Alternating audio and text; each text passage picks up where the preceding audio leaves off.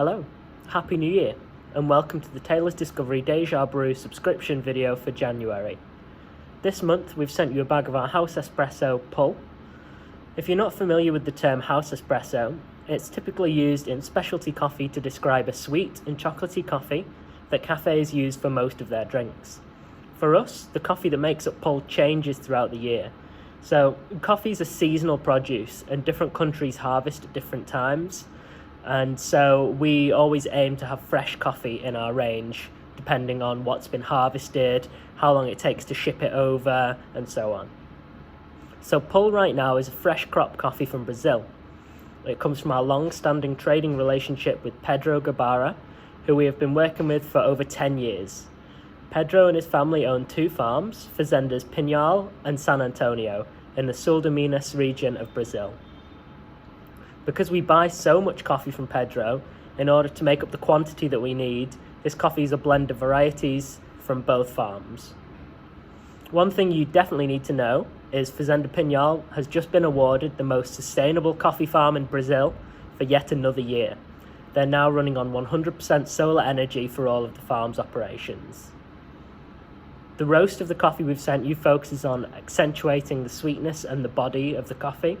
Although it's called pull espresso, I'd definitely say it's more of an omni roast, meaning that you can use this to make coffee any way you like. For me, I brew it on my Oria brewer in the morning, 20 grams of coffee to 300 grams of hot water.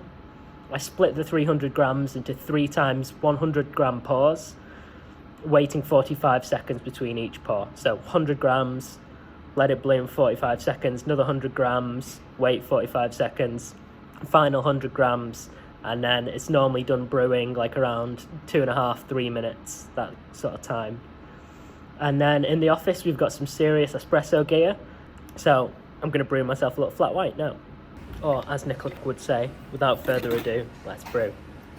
And it's tasting great with 18 grams of coffee in the basket, 36 grams of liquid espresso out, and then I typically have it as a flat white with some oat milk.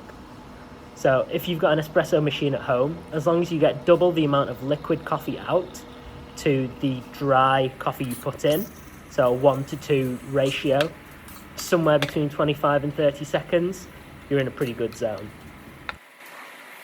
So as an espresso, you get a lot of those classic flavour notes that I love about Brazilian coffees.